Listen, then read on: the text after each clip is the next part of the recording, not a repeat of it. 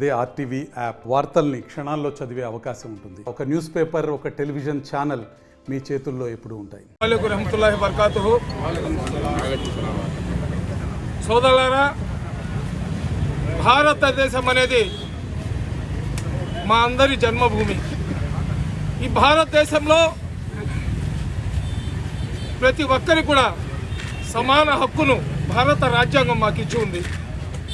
అటువంటి భారతదేశంలో స్వాతంత్రం వచ్చి 77 సంవత్సరాలైనా కానీ ఒక్క అవకాశం ఇస్తే భారతదేశాన్ని వెలుగుతో నింపేస్తాం. ఒక్క అవకాశం ఇస్తే ప్రతి పేదోడి అకౌంట్లో 15 లక్షలు వేస్తాం.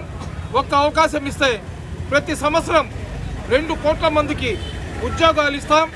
ఒక్క అవకాశం కానీ ఇస్తే భారతదేశంలో 5 సంవత్సరాలు పేదరికం లేకుండా చేస్తామని చెప్పి మాయ మాటలు చెప్పేసి మొదటిసారి అధికారంలో వచ్చిన బీజేపీ పార్టీ మళ్ళీ అధికారంలో రావడానికి బాబ్రీ మసీద్ ఎక్కడ ఉందో దాన్ని కూలగొట్టేసి అక్కడ రామ మందిరాన్ని ఏర్పాటు చేసినారు.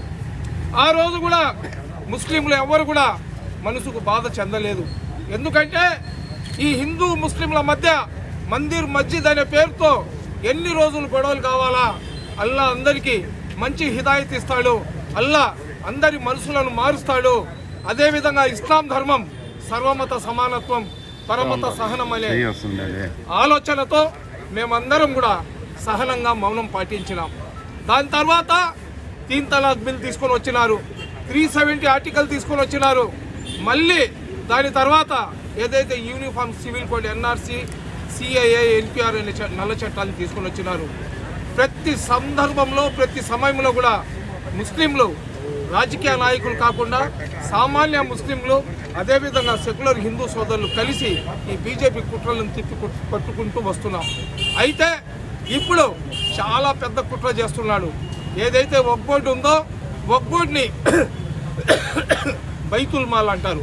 బైతుల్ మాల్ అంటే అల్లా కోసం, అల్లాకు సంబంధించిన సంస్థలు ఏదైతే ఉంటాయో వాటిని నడిపించుకోవడానికి ఆ రోజుల్లో ఎవరైతే ధనికులు ఉన్నారో, ఎవరైతే అల్లా మీద పూర్తి విశ్వాసంతో ఉంటారో వాళ్ళందరూ కూడా వక్ఫ్ అంటే the property which is belongs to almighty, అల్లా సుబ్హాన తాలా మార్గంలో ఆ ఆస్తిలో వచ్చే ధనంతో ముందుకు వెళ్ళాలని ఇచ్చిన ప్రాపర్టీస్ అయ్యి. వక్ఫ్ బోర్డుకి సంబంధించిన ఏ ప్రాపర్టీ కూడా అది ప్రభుత్వం మాకు ఇచ్చింది కాదు.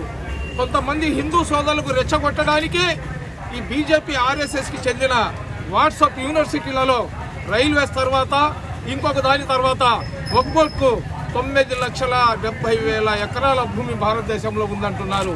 ఖచ్చితంగా 9,70,000 ఎకరాల భూములు భారతదేశంలో వక్ఫ్ బోర్డుకు ఉన్నాయన్న మాట వాస్తవం. దాన్ని మేము కాదంటం లేదు. ఆ భూముల్లో నుంచి 90% మా కులానికి చెందిన, మా ముస్లిం సమాజానికి చెందిన కొంతమంది ముతవల్లీలు, కొంతమంది ఎవరైతే ఆ సంస్థలకు చెందిన అధ్యక్షులు, ప్రెసిడెంట్లు, వక్ఫ్ బోర్డు అధికారులు వీళ్ళందరూ కూడా అన్యాక్రాంతం చేసి సర్వనాశనం చేసేశారు. ఈ వక్ఫ్ బోర్డుకి సంబంధించిన ఆస్తులు కానీ ఆ రోజు ముస్లిం పేదోళ్ళకి కానీ ఇచ్చేసి ఉంటే, ఆ రోజు పేదలకు కానీ పనిచేసి ఉంటే ఈరోజు ముస్లిం సమాజంలో 180 మంది దారిద్ర్య రేఖకు దిగువన ఉండేవాళ్ళు కాదు. ఎంతోమంది యువకులు చదువుకొని ఉద్యోగాలు లేక డిగ్రీలు చేసుకొని, ఇంజనీర్లు చేసుకొని, ఎంఏ, ఎంబీఏలు చదువుకొని ఉద్యోగాలు రాక మెకానిక్ షెడ్లలో చదువుకున్న నిరుద్యోగుల్లాగా రోజుకి 200 వస్తే చాలని చెప్పి కొన్ని లక్షల మంది ముస్లిం పిల్లకాయలు చదువుకొని కూలి పని చేసుకుంటున్నారు. 6-7 సంవత్సరాల వయసు వస్తే ఇతర ధర్మాల్లో ఉన్న సోదరులు వాళ్ళ బిడ్డలకు స్కూళ్ళకు తీసుకొని పోయి చదివిస్తారు. మా బిడ్డలకు కూడా చదివించుకోవాలని మాకుంటుంది. మా బిడ్డలకు కూడా మేము ఉన్నతమైన స్థానంలో పెట్టుకోవాలని ఉంటుంది. ఈ వక్ఫ్ బోర్డుకి సంబంధించిన ఆస్తులను మా దరిద్రులు కానీ కాపాడుకొని ఉంటే, మా ముస్లింలకు సంబంధించిన కాలేజీలు, యూనివర్సిటీలు కానీ ఉంటే మా బిడ్డలు అక్కడ పోయి చదువుకునేవాళ్ళు. ఈరోజు ఇతర ధర్మాలకు చెందిన వ్యక్తులకు చూసి మేము నేర్చుకోవాలా?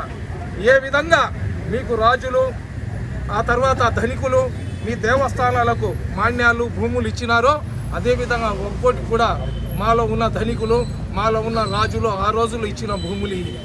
అదేవిధంగా భారతదేశానికి స్వాతంత్రం వచ్చినప్పుడు భారత రాజ్యాంగంలో కానివ్వండి, అదేవిధంగా భారతదేశానికి సంబంధించిన అత్యున్నతమైన న్యాయస్థానం కూడా చెప్పింది ఏంటంటే, స్వాతంత్రం 1947 తర్వాత ఏ సంస్థలకు చెందిన భూములు ఎవరి ఆధీనంలో ఉంటాయో అవి ఆ సమస్యలకు చెందిన భూములే, వాటి మీద ఎవరు కేసులు కానీ పెండింగ్లు కానీ వేయడానికి లేదు అని చెప్పి భారత రాజ్యాంగము, భారత సుప్రీంకోర్టు అత్యున్నత న్యాయస్థానం డిక్లరేషన్ ఇచ్చున్నా కానీ ఆ భూములను నోట్లో వేసుకోవడానికి, ముస్లిం సమాజం ఆర్థికంగా దెబ్బ కొట్టడానికి, మసీదులను పగలగొట్టకుండా మసీదులు తనకు తాను మూసుకునేటట్లు చేయడానికి ఈ బీజేపీ ప్రభుత్వం చేస్తున్న కుట్ర అని చెప్పి ఎవరైతే మా ఓట్లతో గెలిచి కుర్చీల్లో కూర్చున్న ముస్లిం నాయకులకు చెప్తున్నాను నేను.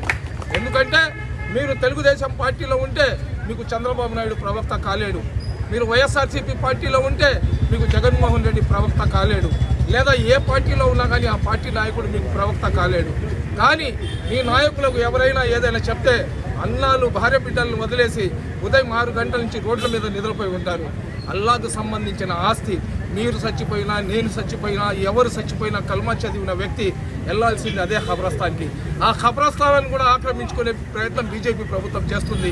ఈరోజు ప్రతి ఒక్కరు చెప్తారు, సంపాదించిన వాడిని కానీ పేదోడిని కానీ, ఏం భాయ్ ఎలాగున్నామంటే నాకేముందయా లక్షణంగా ఉన్నాను, చివరిలో మాకు మిగిలేది 6 అడుగుల భూమి అని. ఈరోజు చచ్చిపోయిన తర్వాత మాకు తీసుకొని పోయి ఖననం చేయడానికి ఆ 6 అడుగుల భూమి లేదు, ఆ భూమి రాదు. మేము కానీ ఈ వక్ఫ్ సవరణ చట్టాన్ని కానీ ఆపకపోతే రేపు ముస్లింలు చచ్చిపోతే వాళ్లను తీసుకొని పోయి ఖబరస్థాన్లలో ఖననం చేయడానికి ఖబరస్థాన్ భూములు ఉండవు, పురాతనమైన మస్జిద్లు ఉండవు. ముస్లిం సోదరులారా, మీరందరూ కూడా చెవులు విప్పి వినండి. ఈ చట్టం కానీ వస్తే బీజేపీ చేస్తున్న కుట్రలో మొదటి భాగం ఏంటంటే మా ఖబరస్థాన్ల భూములను ఆక్రమించేస్తారు. ఆక్రమించేసిన తర్వాత రేపు ఎవరైనా మీరు కానీ మేము కానీ ఇక్కడ ఉన్న వాళ్ళు ఎవరు చచ్చిపోయినా కానీ ఖబరస్థాన్లో కాకుండా మమ్మల్ని పండబెట్టి పేడ మొహం మీద పెట్టి మమ్మల్ని తగలబెట్టేసి మా కుటుంబ సభ్యులకు అంత మట్టి ఇస్తారు. ఇళ్లలో ఏ విధంగా మేము పూల తొట్టులు పెట్టుకొని ఉంటామో ఆ విధంగా ఒక పూల తొట్టిలో ఆ బూడిదతో చిన్న సమాధి చేసుకొని రాబోయే తరాలకి చెప్పడానికి పనికొస్తుంది, ఇది మీ తాతది, ఇది మీ ముత్తాతది, మీ అవ్వది, ఇది మీ చిన్నమ్మది అని చెప్పి. కళ్ళు తెరవండి. ఈ భారతదేశంలో ఒక్కొక్కటికి సంబంధించిన ఆస్తి ఏదైతే ఉందో అది ఎవరి అబ్బా జాగీర్ కాదు, అది ఎవరి చిన్న అయిన సొత్తు కాదు, అది ఎవరి అమ్మ పసుపు కుంకుమలో ఇలేదు. ముస్లిం దర్గాలకు, మసీద్లకు, ఈద్గాలకు, ఆషుర్ఖానాలకు చెందిన ఈ భూమిని అన్యాక్రాంతం చేస్తామని చూస్తే ఖబర్దార్ మోడీ, ఖబర్దార్ అమిత్ షా. భారతదేశంలో ఉన్న ముస్లింలు మీరు ఏమనుకుంటున్నారో నిగురు కప్పిన నిప్పులాగున్నాము. దానిపైన ఉన్న నిగురుని కానీ తీస్తే మాలో ఐక్యమత్యం కానీ వచ్చేస్తే 2029లో బీజేపీ పార్టీకి పుట్టగతులు లేకుండా చేస్తామని తెలియజేసుకుంటున్నాం. అదేవిధంగా చంద్రబాబు నాయుడు గారు, మీరు ఒక విజనరీ. మీరు గతంలో బీజేపీ పార్టీతో మీరు ఫ్రెండ్షిప్ చేశారు, చాలాసార్లు ప్రేమించుకున్నారు, విడాకులు తీసుకున్నారు, ప్రేమించుకున్నారు, విడాకులు చేసుకున్నారు. బీజేపీ పార్టీకి ఎప్పుడు ఎక్కడ చెప్పుతో కొట్టాలో మీకు బాగా తెలుసు. మీరు అనుకుంటున్నారేమో బీజేపీ పార్టీ మీ మీద ప్రేమ ఉందని చెప్పి. గతంలో మీరే చెప్పారు, అమరావతి రాజధాని కోసం నరేంద్ర మోడీ గారిని తీసుకొని వస్తే అతను ఒక చెంబు నీళ్లు పిడికలు మట్టి నా చేతిలో పెట్టి వెళ్ళిపోయాడు, మా రాజధాని కోసం ఏమి ఇవ్వలేదని. ఈరోజు మీరు నిధుల కోసం, ఈరోజు మీరు డబ్బుల కోసం, ఈరోజు మీరు అభివృద్ధి కోసం, సంక్షేమ పథకాల కోసం నరేంద్ర మోడీకి బెండై ఉన్నానని మీరు చెప్తున్నారు. ఈరోజు మేమందరం కూడా మా ముస్లిం సమాజం తరఫున ఒక నినాదం ఇస్తున్నాం. ఈ నినాదాన్ని మా మిగతా ముస్లిం సోదరులు ఒప్పుకుంటారో లేదో అదైతే నాకు తెలియదు, కానీ మనం ఇచ్చిన నినాదాన్ని ఖచ్చితంగా 180% మంది మాకు ఫాలో అవుతారని ఒక నమ్మకంతో మేమందరం కూడా ఈరోజు నెల్లూరు సింహపురి గడ్డపై నుంచి ఒక డిక్లరేషన్ మీకు ఇస్తున్నాం. మీరు కేవలం నిధుల కోసం, సంక్షేమ పథకాలు ఆగిపోతాయనే ఆలోచనతో బీజేపీ పార్టీతో మీరు లాలూచి పడుతుంటే ఏ ఒక్క ముస్లిం సోదరుడికి మీరిచ్చే సంక్షేమ పథకాలు మాకు వద్దని మేము చెప్తున్నాం. అవసరం లేదు. మీరిచ్చే రంజాన్ తోఫా వద్దు, ఇమాం మౌజాలకు ఇచ్చే డబ్బులు వద్దు. 10 సంవత్సరాల ముందర ఇమాం మౌజాలకు మేమే డబ్బులు ఇచ్చుకునే వాళ్ళం. ఈరోజు మీరు ఇమాం మౌజాలకు ఇస్తున్న డబ్బులు కూడా ఎన్ని మసీదులు ఉంటే అన్ని మసీదులకు ఇవ్వటం లేదు. 100 మసీదులు ఉంటే మీరు 10 మసీదులకు ఇచ్చి సంఖ్యలు పట్టుకుంటున్నారు. మాకు ఏ సంక్షేమ పథకం వద్దు. మీకు కావాలంటే రాష్ట్ర అభివృద్ధి కోసం ఆంధ్ర రాష్ట్రంలో ఉన్న ముస్లింలందరూ కూడా 1 కోటి మంది ముస్లింలు ఉన్నారు. మేమందరం కూడా తలా 100 రూపాయలు ఇచ్చినా కానీ 100 కోట్లు మీకు వస్తాయి.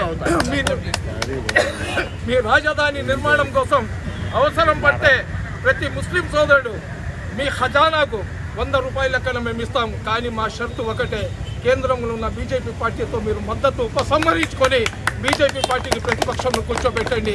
ఇంకొకటి చెప్తున్నాను, అయ్యా చంద్రబాబు నాయుడు గారు 2 సీట్లు ఉన్న రాష్ట్రాల్లో మద్దతు ఇస్తామని చెప్పి పోయిన బీజేపీ పార్టీ వాళ్ళ ముఖ్యమంత్రిని కూర్చోబెట్టిన రాష్ట్రాలు 7 ఉన్నాయి.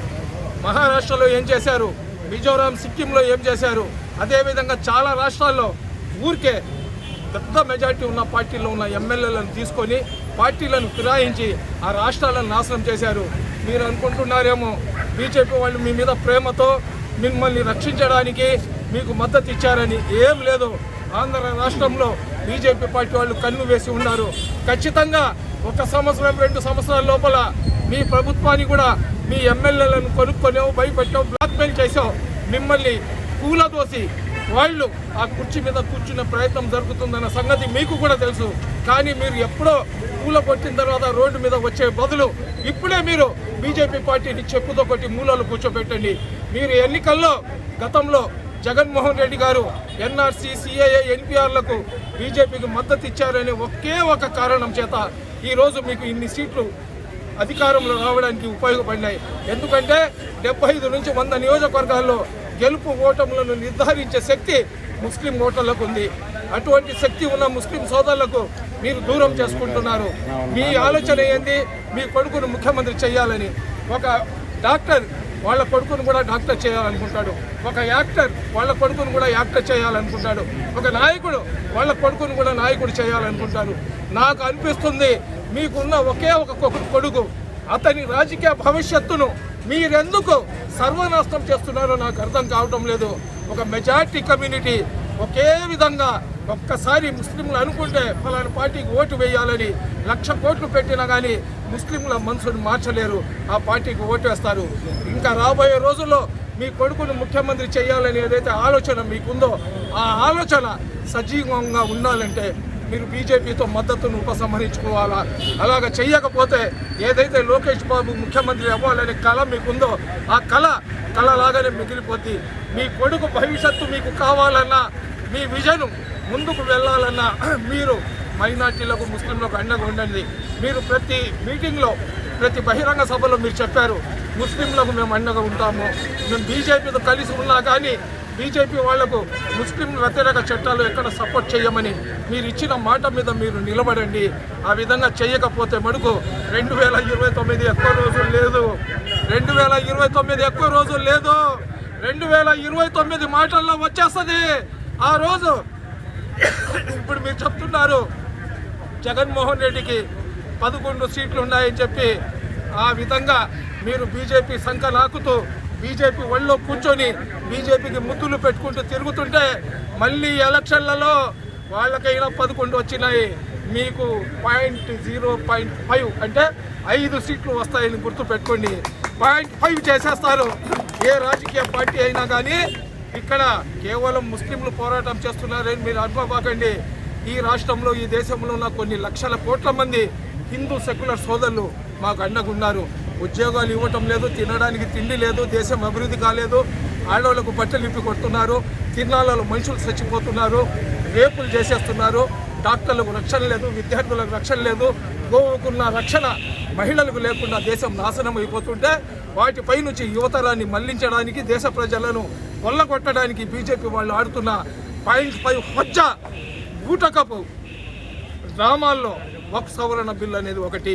వక్ఫ్ సవరణ బిల్లు మీరు కాదు కదా, మీ తాత ముత్తాతలు అనుకున్నా కానీ, బీజేపీ వాళ్ళ తాత ముత్తాతలు అనుకున్నా కానీ మార్చడానికి వీలు కాదు. ఎందుకంటే మీరు అక్కడ చట్టాలు చేసుకున్నా కానీ సుప్రీంకోర్టు ఒకటి మిగిలి ఉంటుంది, ప్రజా ఉద్యమాలు మిగిలి ఉంటాయి, మీరు తోక ముడుచుకొని వెళ్లాల్సిందే. ఈ బిల్లు చంద్రబాబు నాయుడు గారు అమలు అయ్యేది కళ, అమలు చేయలేరు. జనాలు రోడ్ల మీదకి వచ్చేస్తారు. జనాలు పోరాటం చేసి సాధించుకునే ఈ బిల్లుకి నేను కూడా మద్దతు ఇస్తున్నానంటే ముస్లిం గుండెల్లో ఒక చరిత్రకారుల్లాగా మీరు మిగిలిపోతారు. అలా కాకుండా బీజేపీ వాళ్ళ ఒళ్ళోనే నేను కూర్చుంటానంటే మడుగు చరిత్రలో చరిత్రహీనులాగా మిగిలిపోతాడని తెలియజేసుకుంటున్నా. అస్సలాము అలైకుం. మరిన్ని వీడియోస్ కోసం ఛానల్ ని సబ్స్క్రైబ్ చేయండి, లేటెస్ట్ అప్డేట్స్ కోసం వాట్సాప్ ఛానల్ ని ఫాలో చేయండి అండ్ లింక్ డిస్క్రిప్షన్ లో ఉంది.